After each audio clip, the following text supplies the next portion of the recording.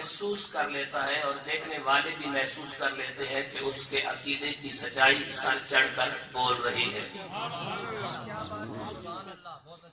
لیکن عقیدے کو استحکام اس وقت تک میسر نہیں آ سکتا، عقیدہ اس وقت تک مستحکم نہیں ہو سکتا جب تک انسان بے لوث ہو کر اپنے رسول کی ذات سے وفا نہ کرے۔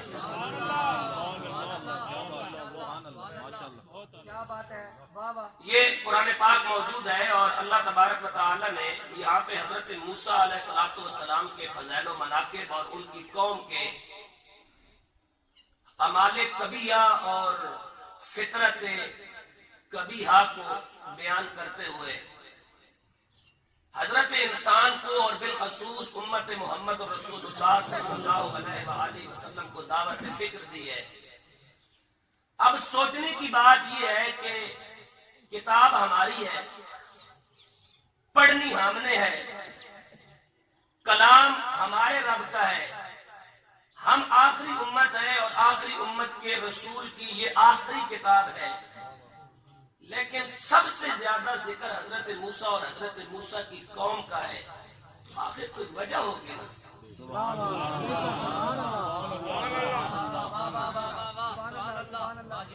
آخر کوئی وجہ ہوگی نا کہ کتاب ہماری ہے، نازل ہمارے رسول پہ ہوئی ہے، ہمارا رسول تمام رسولوں اور نبیوں میں آخر ہے، ہمارے رسول کے بعد رسول اور نبی کوئی نہیں، اس امت کے بعد امت کوئی نہیں، قرآن کے بعد کتاب کوئی نہیں، لا الہ الا اللہ محمد رسول اللہ صلی اللہ علیہ وسلم کے اس کلمے کے علاوہ کلمہ کوئی نہیں۔ تو پھر سوال یہ پیدا ہوتا ہے کہ جب موسیٰ علیہ السلام نے دوبارہ بحیثیت نبی آنا نہیں،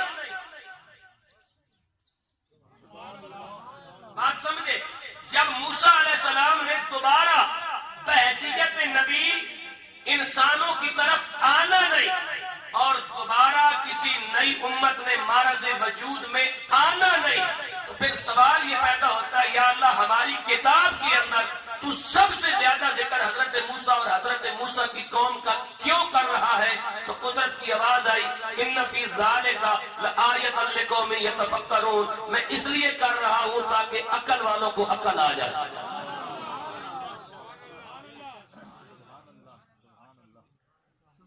اب اللہ تبارک و تعالیٰ نے اس قوم کو بیان کیا کہ جب اس قوم نے حضرت موسیٰ علیہ السلام سے بغاوت کی، جیسے آج مسلمان کر رہے ہیں، جب اس قوم نے اپنے نبی سے بغاوت کی، جب اس قوم نے اپنے نبی سے شرارت کی، جب اس قوم نے اپنے نبی کا اور اپنے نبی کے احکام کا تمسخر اڑایا، تو قرآن کہتا ہے وَلَقَدْ أَخَذْنَا آلَ فِرْعَوْنَ بِالسِّنِينَ، ہم نے اس قوم کے اوپر قحط سالی مسلط کر دی،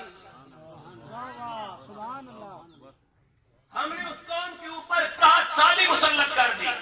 اب اگلے الفاظ غور سے سنیں، وَنَقْصٍ مِّنَ الثَّمَرَاتِ، ہم نے انہیں پھلوں اور سبزیوں میں کمی محسوس کروائی، لَعَلَّهُمْ يَذَّكَّرُونَ، تاکہ انہیں عقل آ جائے۔ اب قرآن کی اس آیت پہ غور کرو، مجھے اس آیت پہ گفتگو کرنے کا کیوں یہاں موقع ملا؟ مارکیٹ میں جاؤ نا، بندے مہنگائی کے ہاتھوں رونا روتے ہیں اور کہتے ہیں ٹماٹر 300 روپیہ کلو ہے اور تمہاری چیخیں نکل گئی۔ ابھی آپ کے ساتھ کیا ہوگا؟ جو قوم اپنے نبی کا تمسخر اڑاتی ہے اس قوم کے ساتھ قرآن کہتا ہی نہیں کچھ ہوتا ہے۔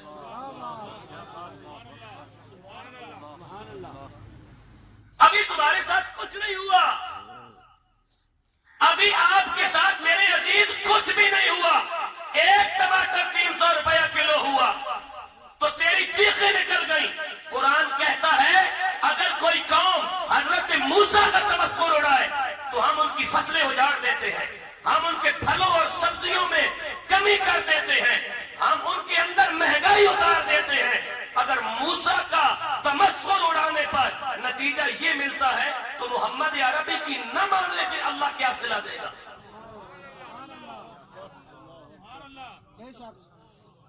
سوچنا اتنا ضرور ہوگا، اس بات کو پلے باندھنا، وَلَقَدْ أَخَذْنَا آلَ فِرْعَوْنَ بالسنین، ہم نے ان کے اوپر قحط سالی مسلط کر دی. اس سنین کا معنی ہوتا ہے قحط سالی. قحط سالی کس کو کہتے ہیں؟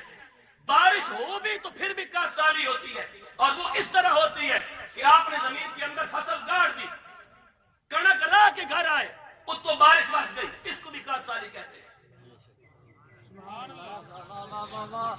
دانا زمین سے باہر نہیں نکلا، یہ بھی قحط سالی ہے. یا اللہ ایسا کیوں ہوتا ہے کہ جس وقت امت نبی سے وفادار اور مخلص ہو جاتی ہے تو پھر ایسا نہیں ہوتا، پھر فرشتے ہاتھوں پہ بارش اٹھا کے اسی وقت ان کے دامن میں ڈالتے ہیں جب ان کو ضرورت ہوتی ہے.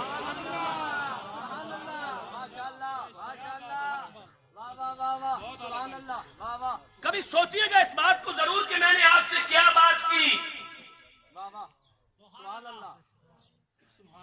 وَلَقَدْ أَخَذْنَا آلَ فِرْعَوْنَ بِالسِّنِينَ وَنَقْصٍ مِّنَ الثَّمَرَاتِ لَعَلَّهُمْ يَذَّكَّرُونَ. اب اگلی آیت میں جاؤ،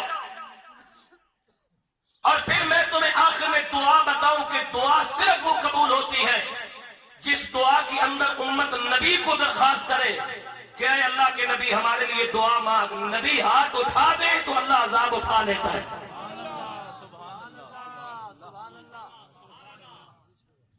اگلی آیت میں دیکھو، اللہ تبارک و تعالی اگلی آیت میں فرما رہا ہے جب اس قوم پر میں قحط سالی مسلط کر دیتا ہوں، جب اس کے پھلوں اور سبزیوں میں کمی کر دیتا ہوں، جب اسے کھانے کے لیے کچھ نہیں ملتا، جب پیسہ ہونے کے باوجود اس کی ضرورت پوری نہیں ہوتی، تو پھر میں کیا کرتا ہوں؟ فَإِذَا جَاءَتْهُمُ الْحَسَنَةُ قَالُوا لَنَا هَٰذِهِ. پھر میں ان کو تھوڑے دنوں کے لیے خوشحالی دیتا ہوں تاکہ دیکھوں میرے بندے نبی کی طرف واپس آتے ہیں یا نبی سے دور ہوتے ہیں.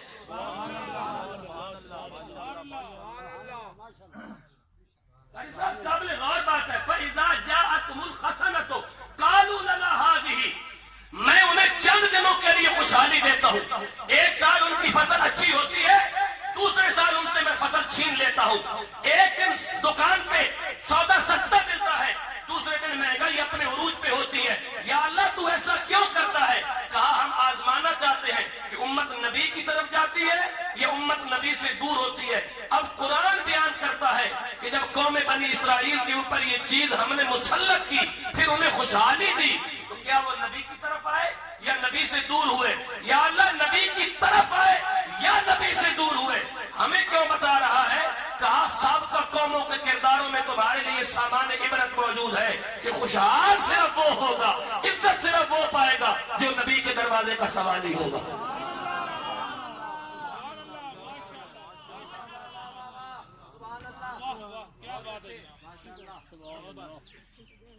فرمایا بسم اللہ الرحمن الرحیم.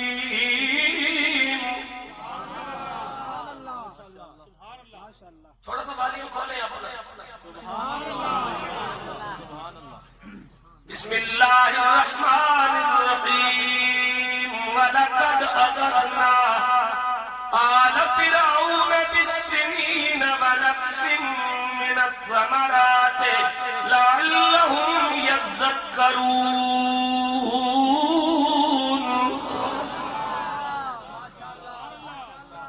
وَلَقَدْ أَخَذْنَا آلَ فِرْعَوْنَ بِالسِّنِينَ وَنَقْصٍ مِّنَ الثَّمَرَاتِ لَعَلَّهُمْ يَذَّكَّرُونَ. فَإِذَا جَاءَتْهُمُ الْحَسَنَةُ قَالُوا لَنَا هَٰذِهِ وَإِن تُصِبْهُمْ سَيِّئَةٌ يَطَّيَّرُوا بِمُوسَىٰ وَمَن مَّعَهُ أَلَا إِنَّمَا طَائِرُهُمْ عِندَ اللَّهِ وَلَٰكِنَّ أَكْثَرَهُمْ لَا يَعْلَمُونَ.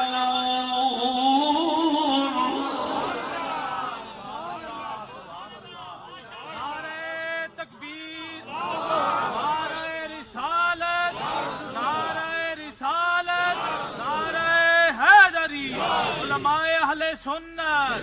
وقالوا مهما تأتنا بآية من آية لتسخرنا بها فما نحن لك بمؤمنين.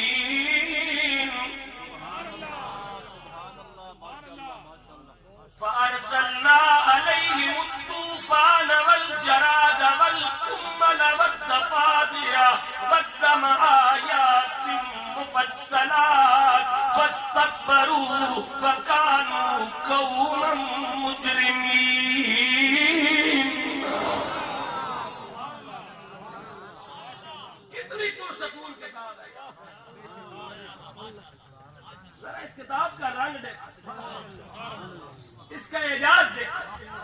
فلما وقع عليهم الرجز قالوا يا موسى ادع لنا ربك بما عهد عندك لئن كشفت عنا الرجز لنؤمنن لك ولنرسلن معك بني إسرائيل.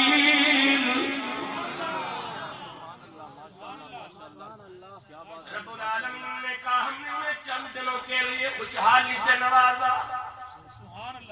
رب العالمین جب انہیں خوشحالی سے نواز دیا تو اب انہوں نے کیا کیا؟ رب العالمین نے کہا وہ کہنے لگے جاءتكم الخزنة قالوا لنا هذه. یہ ساری محنت نتیجہ محنت کا نتیجہ ہے. اللہ آگے اللہ کیا کہہ رہا ہے؟ وَإِن تُصِبْهُمْ سَيِّئَةٌ يَطَّيَّرُوا بِمُوسَىٰ وَمَن مَّعَهُ. جس وقت ان کو نقصان پہنچا تو آکھن لگے یہ موسیٰ کی وجہ تو ہونا، یہ ترقی اسلام نہیں کرن دینا. کیا بات ہے جناب، موسیٰ اسلام ہی ہے نا. بولو سبحان اللہ، بولو سبحان اللہ. کنک جس سال چنگی ہو جاوے کہنے نے ساڑی محنت کا نتیجہ ہے. جس سال فصل چنگی نہ ہوئے مہنگائی ہو جاوے کہنے نے اسلام ترقی نہیں کرن دینا. اللہ کہتا ہے وَلَٰكِنَّ أَكْثَرَهُمْ لَا يَعْلَمُونَ. کائنات میں ہمیشہ ہی اکثریتوں کی جہالت رہتی ہے. مجھے ایک بات بتاؤ یار، ایک بات بتاؤ مجھے، میں آپ کو آگے لے کے چلتا ہوں. میری تقریر کرنے کا اپنا طریقہ ہے، اپنا انداز ہے. قرآن سامنے پڑا ہوا ہے، قرآن کی چاسی اپنی ہے. وَلَٰكِنَّ أَكْثَرَهُمْ لَا يَعْلَمُونَ. اللہ کہہ رہا ہے کائنات میں ہمیشہ اکثریت جہلوں کی ہوتی ہے. میں حافظ منظور صاحب، حاجی امیر حسین صاحب، میں ایک بات پوچھنا چاہتا ہوں. بندے کہتے ہیں، بندے آکھتے ہیں کہ آج کل دنیا میں بڑی تعلیم ہے، ایجوکیشن ہے، بندے کوالیفائیڈ ہیں، بندے ایجوکیٹڈ ہیں، بندے علوم جدیدہ سے آگاہ اور آشنا ہے. قرآن کہتا ہے اکثریت ہمیشہ جہلوں کی ہوتی ہے. یا اللہ بندے کہتے ہیں کہ ہم موبائل چلا لیتے ہیں، فیس بک چلا لیتے ہیں. قرآن کہتا ہے کمپیوٹر چلا لینا تعلیم اور علم نہیں، نبی کو پہچان لینا علم ہے، نبی کو نہ پہچاننا جہالت ہوتی ہے.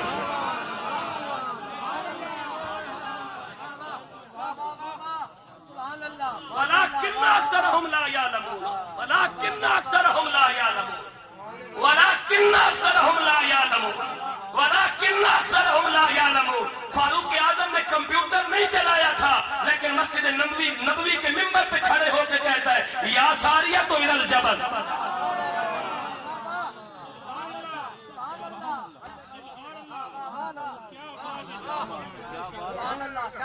وَلَٰكِنَّ أَكْثَرَهُمْ لَا يَعْلَمُونَ. کائنات میں ہمیشہ اکثریت جہلوں کی ہوتی ہے. کائنات میں ہمیشہ اکثریت جہلوں کی ہوتی ہے. اس کمپیوٹر چلا لینے والے دانشور سے وہ بوڑھا 1000 درجے بہتر ہے جو جنگل میں بھیڑیں اور بکریاں چلا رہا ہے مگر حسین کے بابا کا وفادار ہے.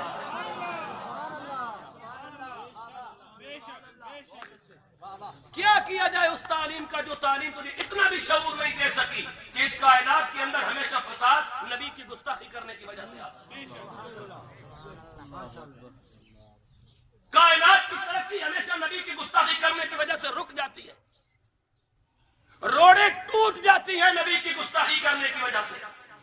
زمین پہ زلزلے آتے ہیں، وقت پہ بارش نہیں آتی. جو بارش آئے وہ فصلوں کے لیے مفید نہیں ہوتی. یا اللہ یہ کائنات کے اندر تغیر و تبدل کیوں آتا ہے؟ کہا یہ انسان کے عمل کی وجہ سے آتا ہے. اور جب انسان ایسے کرتوت کرتا ہے تو سمندر کی مچھلیاں بھی اللہ کی بارگاہ میں پناہ مانگتی ہیں.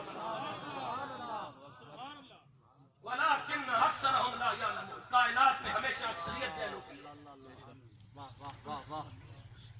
اب اگلے مرحلے میں داخل ہو جاؤ اور میں گفتگو کو سمیٹ دوں. اگلے مرحلے میں پروردگار آپ کو ایک اور بات کی طرف متوجہ کر رہا ہے اور وہ اس سے بھی زیادہ عجیب ہے.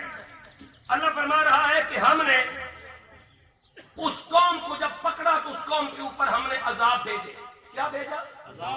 عذاب بھیجے. خدا کا شکر ادا کرو کہ ان عذابوں سے بچے ہوئے ہو. وجہ اور کوئی نہیں، کام ہم بھی وہی کر رہے ہیں جو قوم موسیٰ نے کیے تھے. وجہ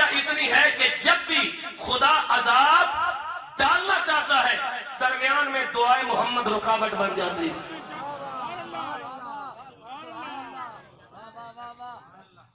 اگر کوئی بندہ یہ سمجھتا ہے نا کہ میں اپنی نمازوں کی وجہ سے بچا ہوا ہوں تو وہ اپنے عقیدے کی اصلاح کرے۔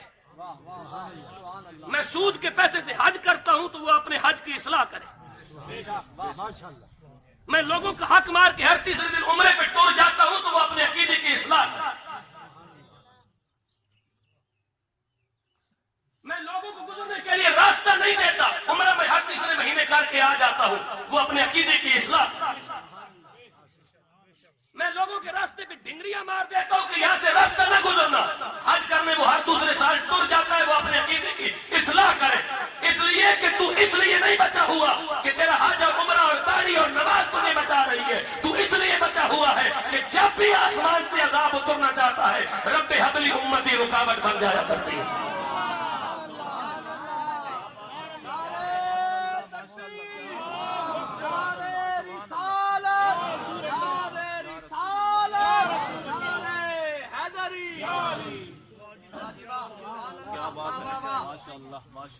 اللہ فرما رہے ہیں ہم نے اس قوم کے اوپر جو عذاب دے دی وہ عذاب سنو۔ اور میں آپ کو آخری بات بتاؤں کہ مسلمانوں ایک کام یہودیوں والا زندگی میں کر لو، ساری دنیا پہ راج کرو گے۔ کیوں چپ کر گئے ہو؟ آپ ذمہ دار خطیب کے سامنے بیٹھے ہو۔ کیا آپ کسی غیر ذمہ دار بندے کے سامنے بیٹھے ہو؟ کس طرح چپ کر گئے ہو؟ آپ ایک ذمہ دار خطیب اہل سنت کے ذمہ دار خطیب کے سامنے بیٹھے ہو۔ ایک کام زندگی میں یہودیوں والا کر لو، بچ جاؤ گے۔ وہ کام میں آگے چل کے بتاتا ہوں، پہلے یہ سن لو کہ موسیٰ کی قوم پہ اللہ نے کون کون سے عذاب نازل کیے اور ان عذابوں سے یہ امت کیوں بچی ہوئی ہے کہ وہاں موسیٰ تھا، یہاں محمد ہے۔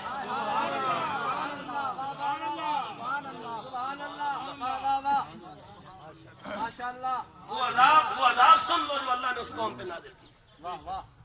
سبحان اللہ۔ فرمایا بسم اللہ الرحمن الرحیم فَأَرْسَلْنَا عَلَيْهِمُ الطُّوفَانَ وَالْجَرَادَ وَالْقُمَّلَ وَالضَّفَادِعَ وَالدَّمَ آيَاتٍ مُفَصَّلَاتٍ فَاسْتَكْبَرُوا وَكَانُوا قَوْمًا مُجْرِمِينَ۔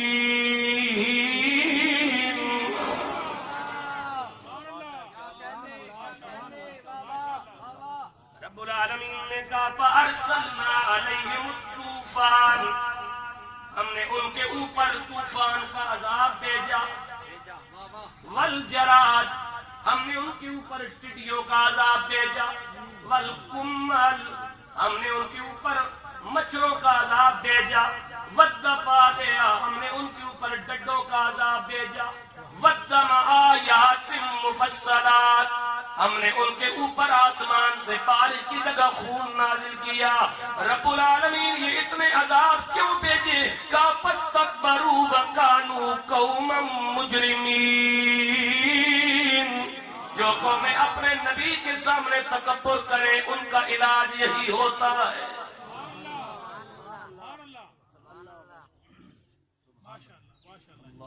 جو قومیں اپنے نبی کے سامنے تکبر کریں، انہوں نے موسیٰ کی نہیں مانی، ہم نے اپنے نبی کی کتنی مانی ہوئی ہے؟ ذرا کوئی بندہ کھڑا ہو کے مجھے بتا دے۔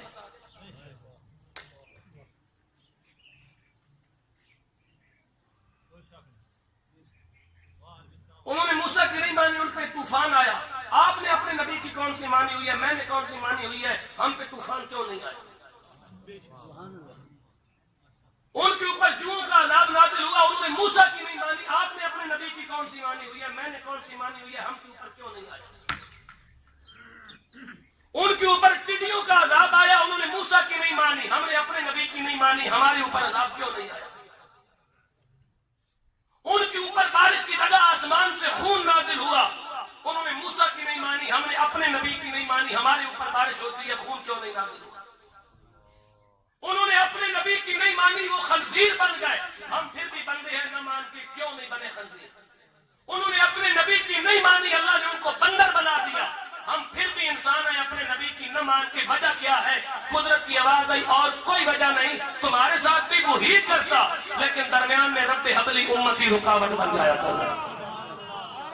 سبحان اللہ، ماشاء اللہ، ماشاء اللہ، کیا بات ہے، سبحان آخری بات میری سنو اور میں اپنی گفتگو سمیٹ دوں اس مرحلے پر کہ ان یہودیوں پر اتنے عذاب آئے، خنزیر وہ بن گئے، بندر وہ بنے، کتے وہ بنے، خون ان پہ نازل ہوا، طوفان ان پہ آیا، جوؤں کا عذاب ان پہ آیا، گڈوں کا عذاب ان پہ آیا، مینڈکوں کا عذاب ان پہ آیا، بچھوؤں کا عذاب ان پہ آیا، زلزلے ان پہ آئے، طوفان ان پہ آئے، سیلاب ان پہ آئے، زمین سے فرشتوں نے پہاڑ چک کے ان کے سر کے اوپر کھڑے کر دیے، لیکن ان کے اندر ایک خوبی تھی، جب بھی ان کے اوپر عذاب آتا وہ اپنی قوم سے چند بندے مقرر کرتے اور انہیں اختیار دیتے کہ جاؤ نبی کی بارگاہ میں نبی کو کہو دعا کر دے، بندے نبی کی بارگاہ میں جاتے، نبی دعا کرتا، اللہ عذاب اٹھا لیتا۔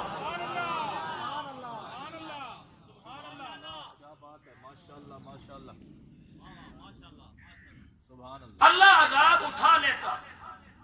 میں آپ کو ایک دعوت فکر دیتا ہوں، آدم علیہ السلام سے لے کر عیسیٰ علیہ السلام تک 1,24,000 کم و بیش انبیاء آئے۔ کتنے؟ 1,24,000۔ ہر نبی کی امت بھی ہے، ہر نبی کی ملت بھی ہے، ہر نبی کسی نہ کسی قوم کا نبی ہے۔ آدم علیہ السلام سے لے کر عیسیٰ علیہ السلام تک ہر قوم نے اپنے نبی کو دکھ دیے، تکلیف دی، تنگ کیا، ہجرت پہ مجبور کیا، لیکن مجھے تاریخ میں ایک لفظ بھی ایسا نہیں ملا کہ آدم علیہ السلام سے لے کے عیسیٰ علیہ السلام کی قوم تک کسی ایک نبی کی امت نے بھی یہ کہا ہو کہ میرا نبی کر کچھ نہیں سکتا۔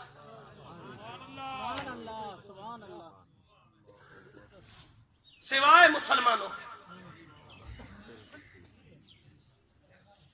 آدم علیہ السلام کی امت سے لے کے عیسیٰ علیہ السلام کی امت تک کسی ایک امت نے بھی یہ تصور نہیں دیا کہ میرا نبی کر کچھ نہیں سکتا سوائے مسلمانوں کے، سوائے مسلمانوں کے۔ اور میں آپ کو ایک فلسفہ بتاتا ہوں، آج پوری دنیا پہ مسلمان زوال کا شکار ہے اور یہودی اور عیسائی پوری دنیا پہ حکمرانی کر رہا ہے، تو اس کی ایک وجہ ہے کہ ان میں سے کسی نے بھی نہیں کہا کہ ہمارا نبی کر کچھ نہیں سکتا۔